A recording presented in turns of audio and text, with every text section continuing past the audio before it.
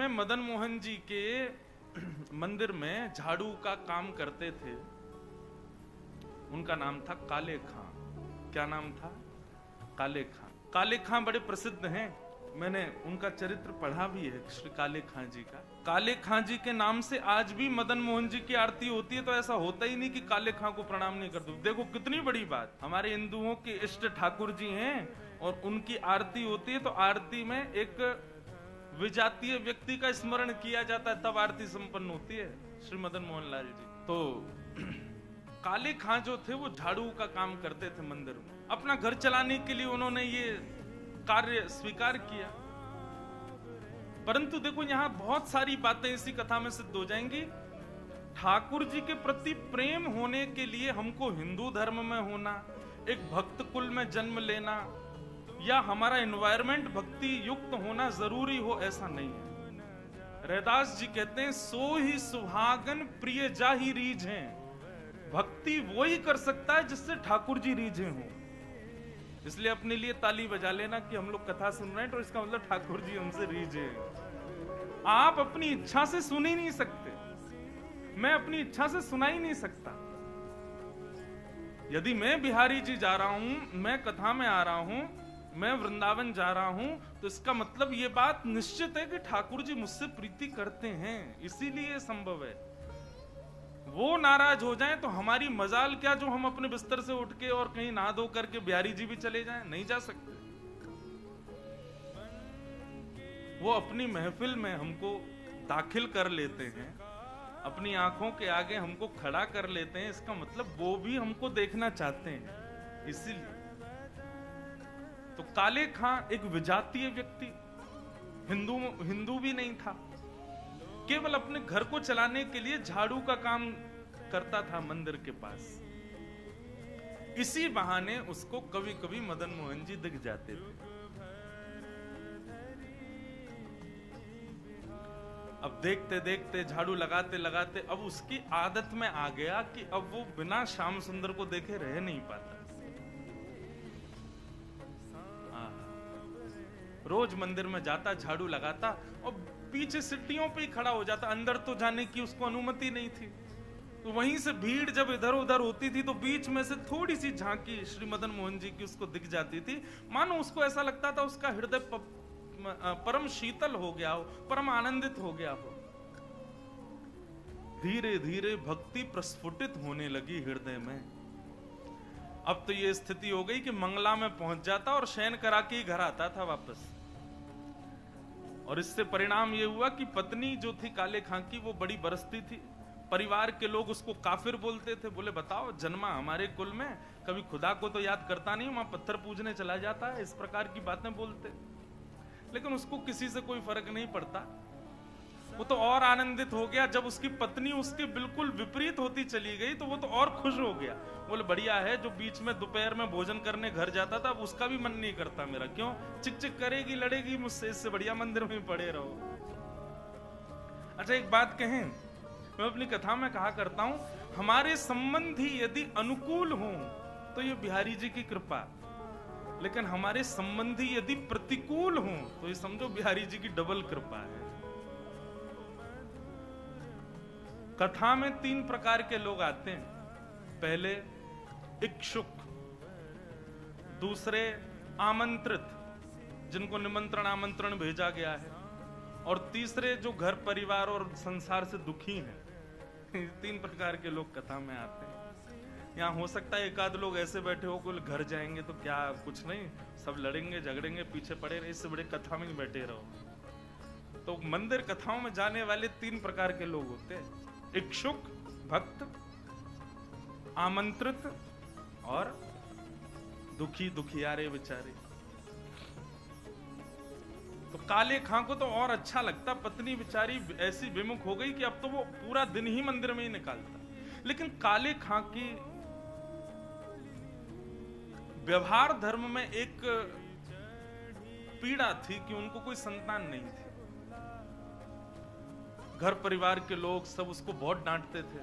बोले अरे तू खुदा को भजा कर, वो तुझको संतान देंगे, वो तेरे को बेटा देंगे, तू किसको भजने चला जाता है, खुदा को पुकारता ही नहीं है, इसीलिए तो तेरे बालक नहीं हो रहा।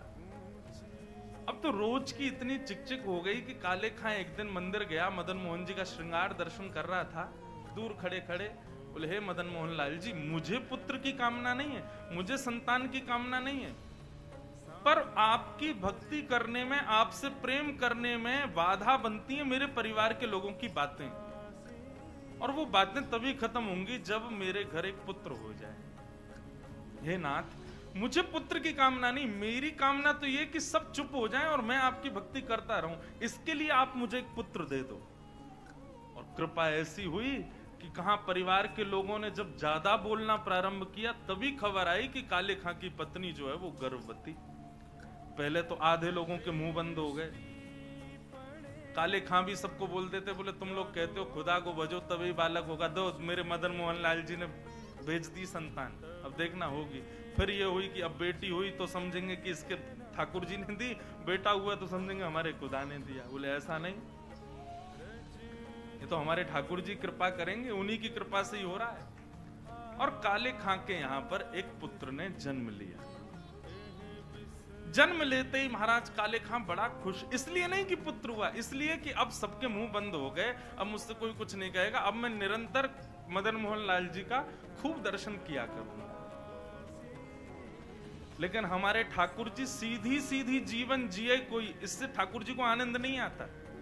हमें बिहारी जी बड़े चतुर हैं, खुद टेढ़े हैं तो इसलिए भक्तों का भी जीवन टेढ़ा मेढ़ा ही कर देते हैं। ये बात आप सबने अनुभव की होगी। जीवन में अगर 10-15 दिन बड़े खुशी खुशी निकल जाएं तो चिंता और बन जाती है, अब पता नहीं क्या होने वाला है, 10 दिन से कुछ हुआ नहीं है मेरे साथ, निश्चित कुछ तो होगा। अब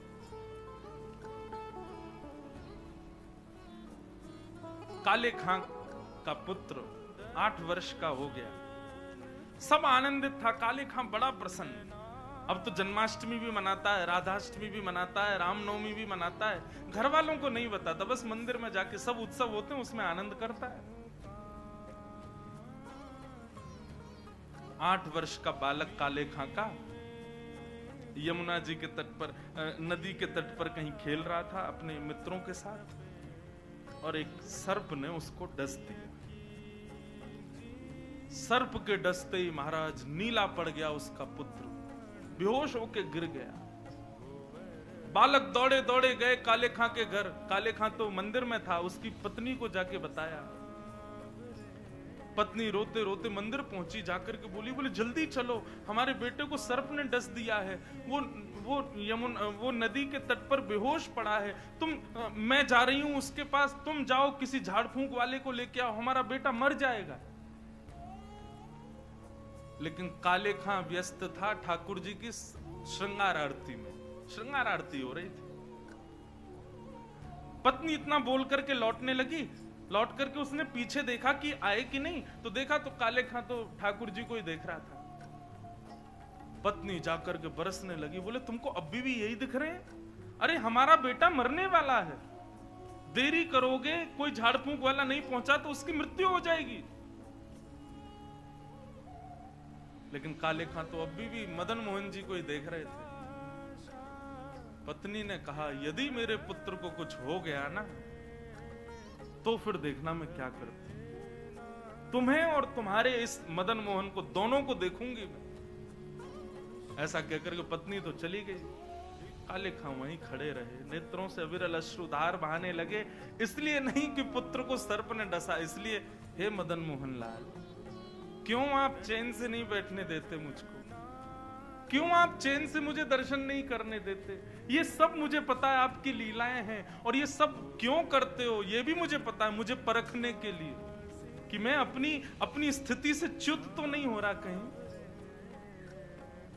लेकिन मेरा पुत्र दिया आपने था तो बचाओगे भी आप ही, और पुनः कहूंगा इसलिए नहीं कि मेरा पुत्र है, इसलिए कि मैं आपसे दूर ना हो जाऊं, बस मेरे पुत्र को बचाना। संध्या आरती के बाद जैसे ही कपाट बंद हुए, काले खां नदी के तट पर पहुंचा। भीड़ इकट्ठी थी। पत्नी को जैसी पता चला, काले खां बोले आगे ओझा को नहीं लाए, झाड़ फूंक वाले को, बोले वो तो मैं भूल गया। इतना कहना हुआ कि महाराज परिवार के लोगों ने काफिर काफिर कहकर के काले खां को सुनाना प्रारंभ कर दिया। दौड़ करके गए, ओझा को लेकर के आए। जैसे ही ओझा ने आकर के उसकी नब्ज आदि देखी तो कहा ये बालक तो जीवित नहीं है, इसकी तो मृत्यु हो चुकी। सब रोने लगे। काले खां की पत्नी ने अपने पुत्र को गोद में उठाया और ले गई और मदन मोहन जी के द्वार पर जाकर के अपने पुत्र को रख दिया। बोले बहुत कहते थे मदन मोहन लाल जी ने दिया, मदन मोहन लाल जी ने दिया, तो ये जीवित करके दिखाएं इसको अब। और यदि ये जीवित नहीं हुआ, खुद भी मर जाऊंगी, तुमको भी मार दूंगी और पूरे परिवार को नष्ट कर दूंगी इन्हीं की दहली पर। तब काले खां ने मदन मोहन लाल जी को निहारा और निहार करके कुछ शब्द काले खां ने लिखे। हैं तो थोड़े उर्दू के अल्फाज, लेकिन हैं बहुत सुंदर। इनमें से कई शब्दों के अर्थ तो मुझे भी नहीं पता, उर्दू में है। पर एक बात कहें, भक्त की जब चरमोत्कृष्ट भक्ति हो जाती है ना, तो उसकी भक्ति शब्दों के रूप में निकलने लगती है। जब भक्ति चरम स्थिति में पहुंचती है, कहां मीराबाई ने नहीं गाया, सूरदास ने नहीं गाया, तुलसीदास ने, सबने गाया। एक बात नोट कर लीजिएगा, जिसने पाया उसने गाया, और जिसने नहीं पाया वो गा नहीं पाया कभी। यदि बिहारी जी मिलेंगे ना, तो आप गाने का प्रयास नहीं करोगे, गाना अपने आप होगा, अपने आप प्रकट होंगे शब्द आपके मुख से। अभी हमारी स्थिति क्या है, अभी हम सूरदास के पद गाते हैं, अभी मीराबाई के पद गाते हैं, अपने हमारी कोई निर्माण नहीं है, अपनी हमारी कोई सामर्थ्य नहीं है। पर जिस दिन बिहारी जी मिलेंगे, उस दिन जिह्वा में सामर्थ्य आएगी और आप कुछ ना कुछ गाओगे, ये निश्चित है। जो पाएगा वो गाएगा। काले खां मदन मोहन लाल जी की ओर देखने लगा और कहने लगा, मुसफक साफीक रफीक दिल दोस्त मेरे नजदीकी हकीकी ख्याल कीजिए।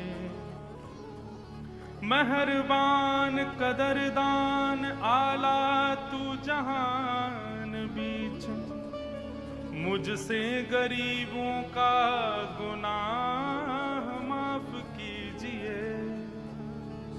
काले बेकरार खड़ा तेरे दरबार पे, नंद के कुमार जरा गौर अब कीजिए। हिंदुओं के नाथ तो हमारा कुछ दावा नहीं, जगत के हो नाथ तो हमारी सुध लीजिए। हे मदन मोहन लाल, एक द्वार पर खड़ा है तुम्हारे, यदि तुम हिंदुओं के नाथ हो तो हम वापस चले जाएंगे, कोई कृपा मत करना। पर मैंने सुना है लोग आपको जगन्नाथ बुलाते हैं। जगत के हो नाथ, जगत के हो नाथ तो हमारी सुध लीजिए।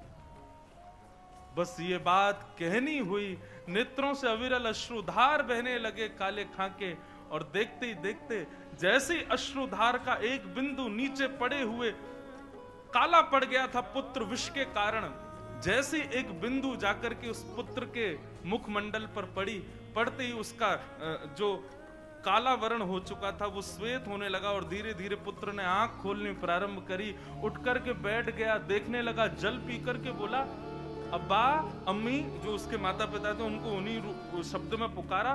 बोले कि वो कहाँ गया? बोले कौन? अरे अभी जो यहाँ खड़ा था, मेरे समान छोटा सा बालक था, मेरे जैसा ही सांवला उसका वर्ण था, मोर मुकुट पहनी थी, बहुत सुंदर उसकी मुस्कान, उसके ऐसे सुंदर नेत्र थे, वो मेरा सखा है, वो मेरे गले में गलवैयां डाल करके खड़ा था, कहाँ गया वो?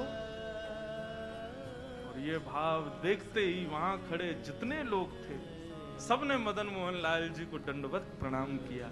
सब समझ गए, बोले किसने की है कृपा हमको पता है।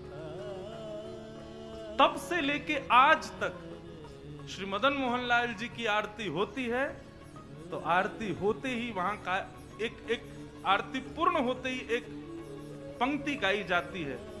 कारे के बेटा को जब कारे ने खाया, कारे के बेटा को जब काले ने खाया, कारे की कविता सुन बेटा जिवायो है। काले खां के बेटा को जब काले नाग ने खाया तब काले खां की कविता सुन करके उसके बेटा को जिवाने वाले बोल मदन मोहन लाल की जय।